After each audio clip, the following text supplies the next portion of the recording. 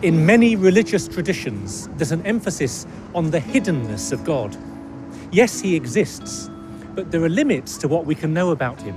He's a God of silence and mystery and darkness. I can't touch him like the stones on this beach or feel him like the wind in my hair. We should be careful not to think that we can grasp him too easily.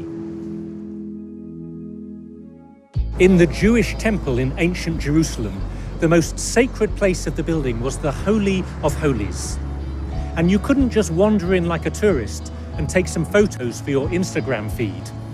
And in fact, it was covered with a huge curtain so that no one, apart from the high priest, could look in, let alone enter inside. In many Catholic churches of the Middle Ages and in many Protestant churches built after the Reformation, there was a desire to simplify and declutter the architecture so that nothing would distract the believers from the worship of God. And if you go into a mosque today, you'll see beautiful shapes and patterns and calligraphy, but you will not see any images of God or of the human form because they're strictly banned. But what's wrong with trying to picture God? Well, the danger is that we will end up substituting our images of God for the living God himself. We can become superstitious very easily. We can create idols that enslave us. Think of the way we're constantly tempted to worship money or power or pleasure. God is infinite and eternal and completely beyond anything we can understand or imagine.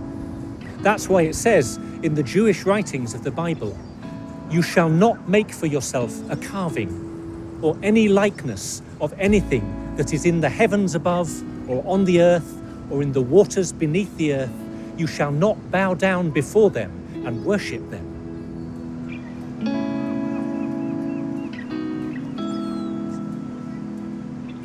But there is another tradition as well of trying to say at least something about the mystery of God. Because when we look at the world, its existence, its beauty, its order, it says something about God, about his generosity, his power, his wisdom, his intelligence, his goodness. The creation points to the Creator.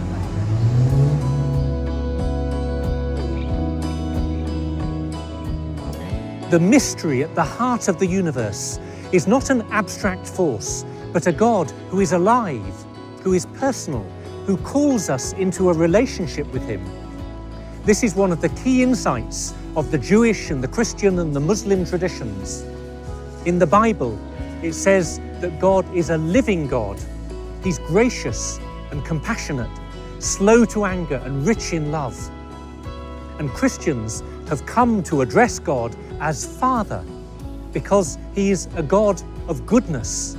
He is a God who cares for the whole of his creation. It makes such a difference to know that there is a Creator and a meaning to creation. To know that your life is not just a product of chance, but that it has meaning and purpose. To know that God is good and trustworthy, even if you have lots of questions about the world and the meaning of your life. St. Augustine said that God is infinitely beyond us, but closer to us than we are to ourselves. But look, God's goodness does not make him predictable or tame. There is a certain wildness about God. He's like a raging storm sweeping in from the sea behind me. And in the Bible it says that God is a consuming fire. He's not in our control. God says of himself, "My ways are not your ways. My thoughts are not your thoughts." In the children's book, The Lion, the Witch and the Wardrobe, the figure who represents God is called Aslan. And the children, Susan and Lucy, are shocked to discover that Aslan is a lion, and they're frightened to meet him. So they want some kind of reassurance, and they ask the question, "Is he safe?" And they receive this reply, "Safe? Who said anything about safe? Of course he isn't safe, but he's good. He's the king." The goodness of God is just a starting point, but it's an important one. And it leads to another question. If he is so good, would he try to speak to us?